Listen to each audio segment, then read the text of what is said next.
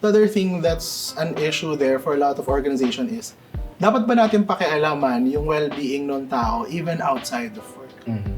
How do we address that kung maka-apekto yun sa trabaho? Hi everyone, good afternoon. I'm Kevin Nera from Positive Workplaces. We are a training and consulting company that's been around since 2020, and the reason why we exist is because we want to co-create cultures that enhance the well-being of the Filipino workforce. Today, I'm joined by John and Nikki, co-founders of Positive Workplaces. In this episode, we'll be discussing something that's very special to us, our very own 4 domains of Filipino employee well-being.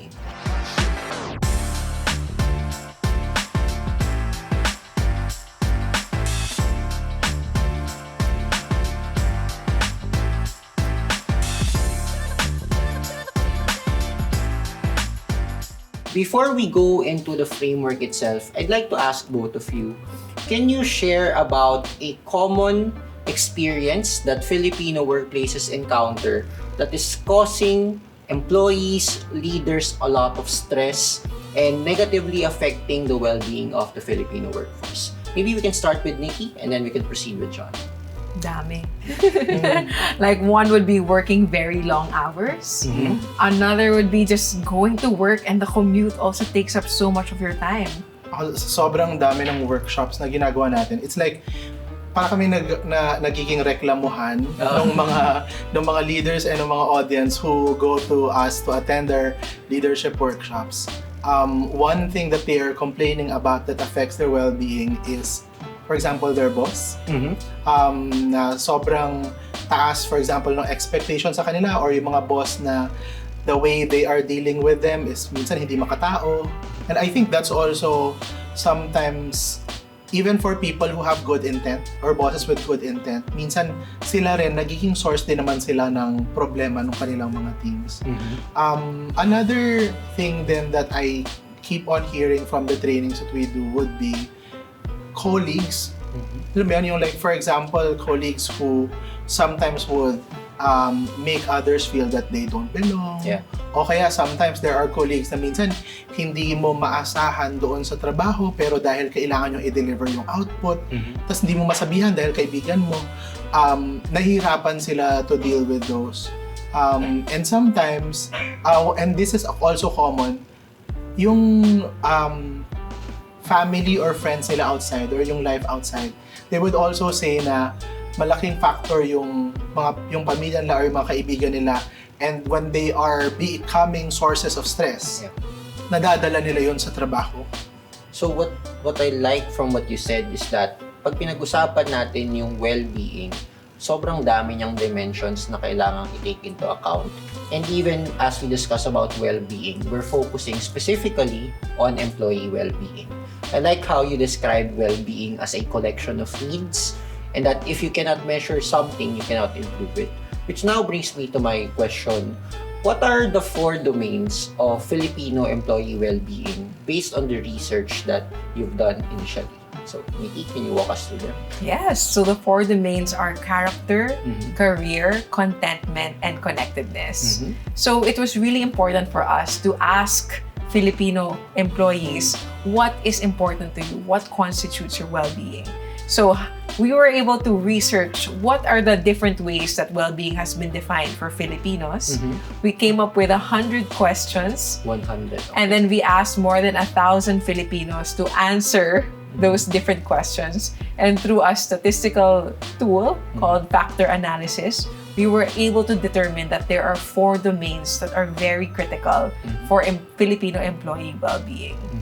So we can talk about these 4 different domains and also be more intentional about building it into their lives. So the 4 domains are again character, career, contentment, and connectedness. So I'd like to go to each of them. Maybe we can start with the first one on career.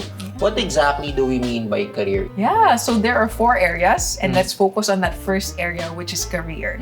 That has to do with well-being in the context of your workplace. It means, do I feel comfortable approaching my boss for help? Do I feel comfortable with my colleagues? Do I feel like I have the skills that I need to get my work done? So that is career, the domain of career. It is specific to the context in the workplace. So, what I'm hearing from the career domain, it's not only about me moving forward in my own career pathway, it has to do as well with the relationships I have at work, with my boss, with my teammates. So, hindi lang pala tungkol sa sarili ko yung career. So, John, I'm sure that in the workshops that you facilitate, a lot of it would have to do with the relationships between employees and their bosses. What are some practical tips that you can share to us in terms of how we can improve the career domain of well-being? So yung career domain, nung 4 domains of well-being, it's not just about how you progress from your current position to higher positions, It's also about how much your organization is able to provide the resources that you need to be able to deliver the outputs na kailangan mo for your job. So in relation to tips, so it must revolve around all of those factors, no? For example, number 1, yung trabaho mo, yung mga outputs na kailangan mo sa trabaho, tama ba yung pag-train sa'yo ng employer? Hindi lang training to for technical, pero yung na-onboard ka ba ng maayos nung company or nung employer mo para alam mo kung ano yung mga dapat mong i-deliver. Nabigay ba sa'yo yung mga tamang expectations for the job that you're currently performing. So those things, they could form part of an actual onboarding. Kaya pag tinignan mo in studies, pag yung company walang onboarding program, sobrang hirap siya na mag-retain at mag-engage ng employees kasi wala yung foundation nung career domain. The other parts and tips would be, kung di man onboarding program, meron bang development program yung organization for the different functions and the roles. Kasi, I mean, let's face it, especially for the newer generation, it's not enough that they are just in one role. Like these employees, they want, parang minsan kahit na isang taon pa lang, they already feel that they have no career growth in the organization, diba? So we need to be very creative as well in creating not just variety but also developmental programs for our employees.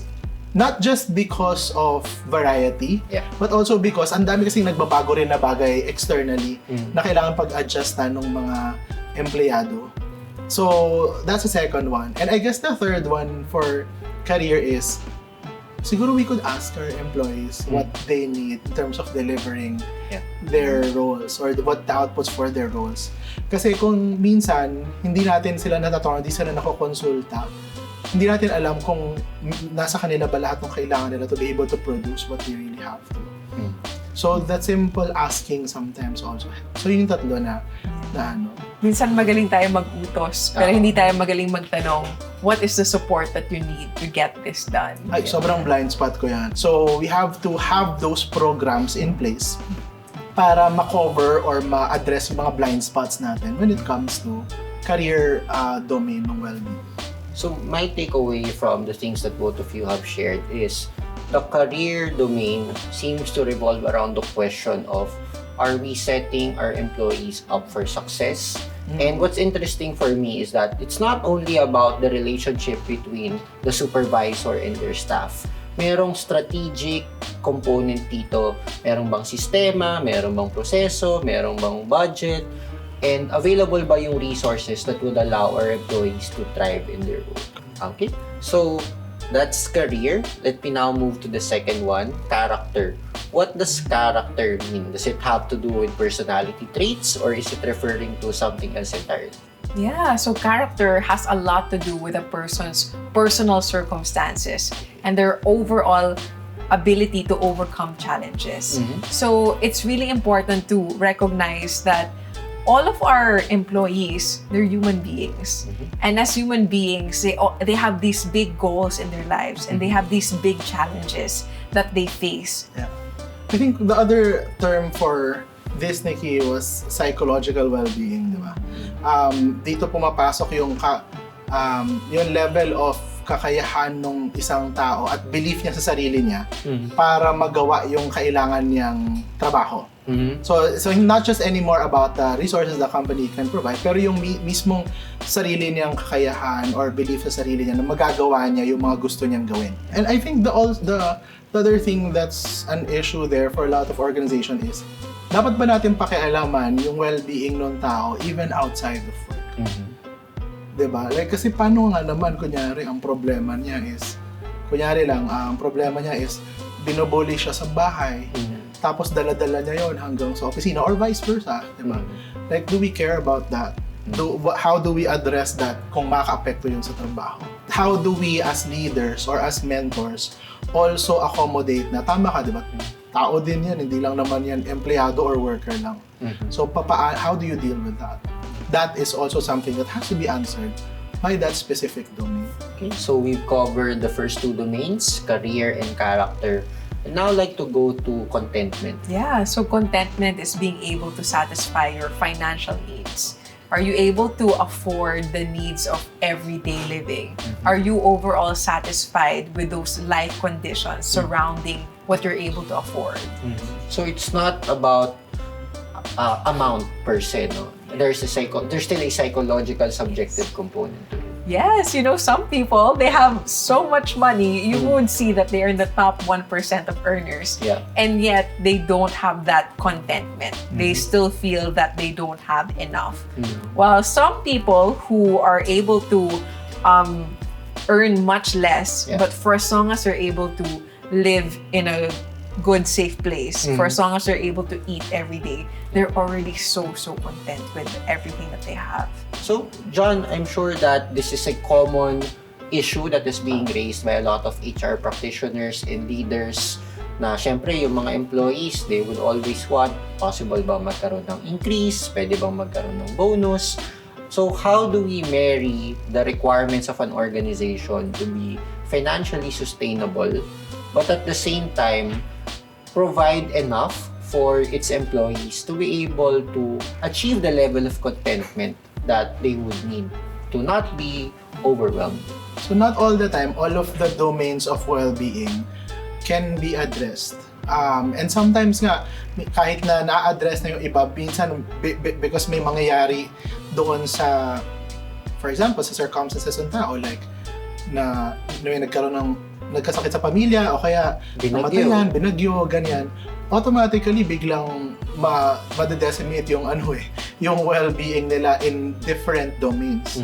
So the purpose of us appreciating the domains is to see kung meron ba tayo at least minimum na programa for some of them so that they are assistive of the parang basic addressing of needs within each of the domains. So going back to contentment, so one of the programs that I saw that has worked for other organizations and also the organization that we're in right now, si Positive Workplaces, is we have a balance between listening to what is external and internal para alam natin kung ano yung pwedeng maging programa that can help our employees with their finances or the things that contribute to contentment. Kasi let's say it bluntly na people will never be happy with how much they're getting. The more and more that you get, the more and more your lifestyle also evolves and increases. So it's not just about the money, it's knowing that will they have enough money to be able to, for example, survive, or depending on their current situation in life. So for example, so in our company in Positive Workplaces, we have a profit sharing benefit. So in the form of incentives. Pag maganda yung performance ng organization per month, makakuha din ng reward yung mga tao per month. Tapos nakalakip siya doon sa financial performance ng company. So another program is sometimes yung investing on people's growth and development makes also a huge difference kasi pag yung investment na yun, sobrang magkaroon na ng value after 2 or 3 years. Minsan yung tao mismo, tumataas yung tinatawag niya na equity. Ibig sabihin, tumataas yung value niya sa market. Yeah. At makakatulong yon doon sa well-being ng person na yan. Yeah, I think it's great that companies take a look at their compensation and benefits and try to make it as competitive as they can. Another thing would be teach your employees financial literacy. Especially these days, we're so used to, I want this, I'll go on Deserve Shopee, ko to. I'll go on Lazada, it's payday, deserve ko to, I'm gonna check out my card, right? And then you don't realize you spent all your money with impulsive buying and you've not spent any money investing in the future. Like for example, one of the things that's worth investing on here in the Philippines is health eh. Kasi, di ba sabi nila, it will only takes one health emergency in the family to bankrupt sometimes a family. Kasi, I mean, we all know that there are a lot of people who can have multiple sports cars and other assets and properties. Pero look at them, they're not the happiest people as well. So yun, so that's for me, contentment is a really sensitive spot here in the Philippines. But I also know so many people who are not the wealthiest, but they have the happiest families or individual well-being. So, what I'm hearing is that contentment plays around a certain dynamic. From the part of the businesses, mga negosyo, it's a challenge of making sure you have enough profits because without profits, there is no profit sharing. And then sa level ng individual, yung phrase na comparison is the thief of joy.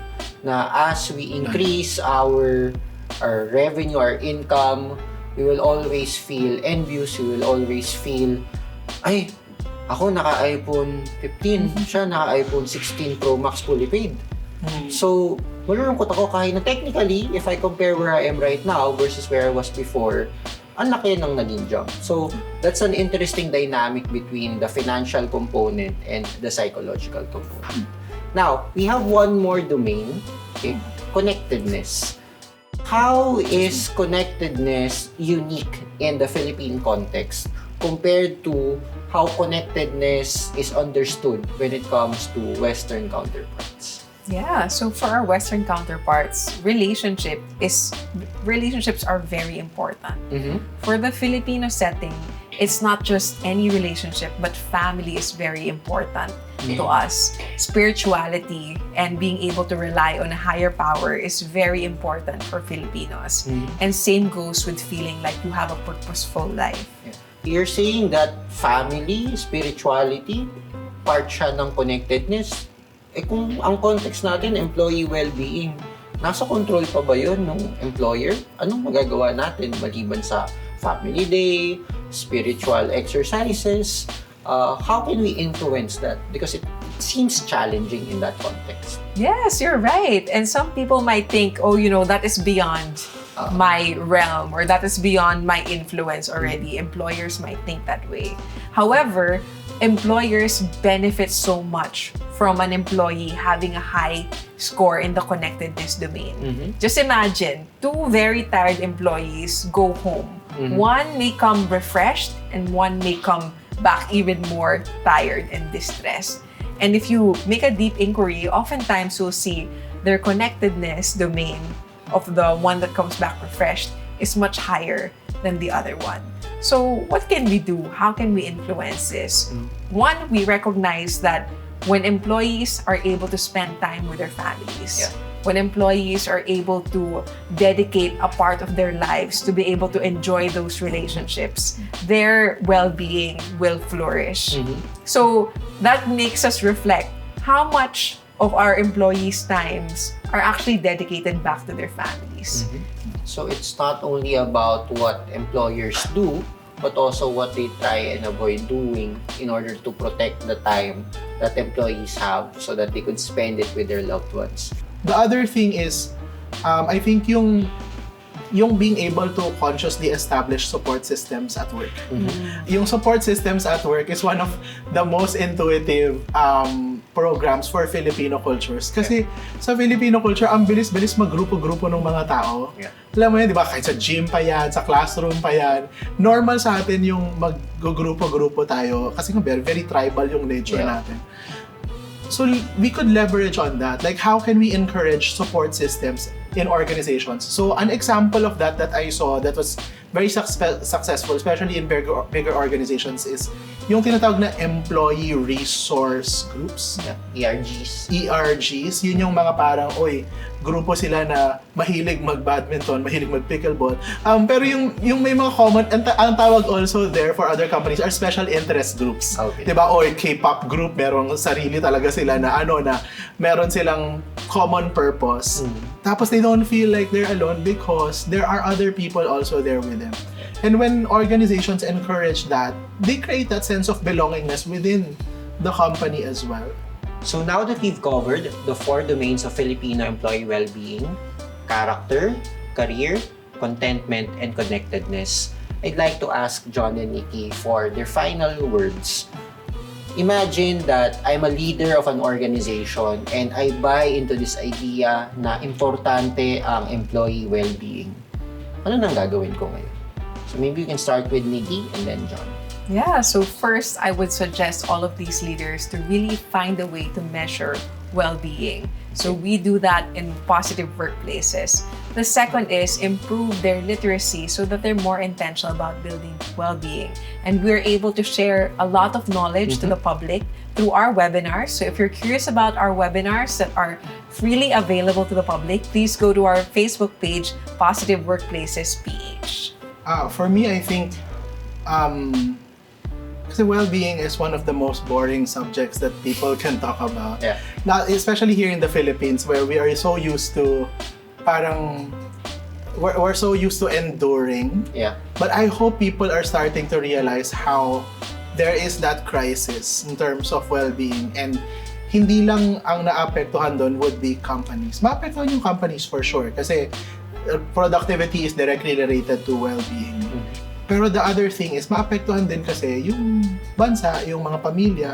Kasi kung hindi sila makapag-produce ng maayos at yung company ay hindi mag-perform ng maganda, di pwedeng yung mga trabaho, some of those jobs, mawala din. Diba? The other thing that I would also want to advocate for is, you will know that the companies are more sustainable when they are taking care of their employees. Maraming ganun. Maraming mga companies na gusto pero hindi kaya or hindi pa nila alam kung ano yung mga dapat na i-measure or i-address in terms of well-being. So hopefully they could reach out to us also so that they would know ano yung mga domains na yun, and we can further measure those with them through their employees so that we can help them out, further make the employee well-being more sustainable and their performance as well. And I guess the last thing that I wanted to share is the new generation in the workforce, the Gen Zs, and the next ones after that. Mental health will already be an implicit requirement. So yung lengguwahe ng mental health at well-being, nandun na yan sa mga current and future generations. And if they don't address it as early as now, they will be the ones who will suffer those consequences. Whoever are the employers who will address it first will benefit from whatever bounty they will get from taking care of their employees' mental health and well-being. So thank you so much, Nikki, John, for sharing your insights about the 4 domains of Filipino employee well-being. So the reason why we talked about the 4 domains of Filipino employee well-being connects directly to our vision. Kaya kami nag-exist dahil gusto naming ma-create ng isang nation ng positive organizations. Sa tulong ng aming mga training, ng aming mga strat plan, at syempre yung aming 4 domains of Filipino employee well-being, naniniwala kami na kaya natin tong gawin isang reality. I hope you can check out our website and watch our other videos. Maraming salamat and see you again. Influence people to take care of well-being when your own well-being was definitely suffering.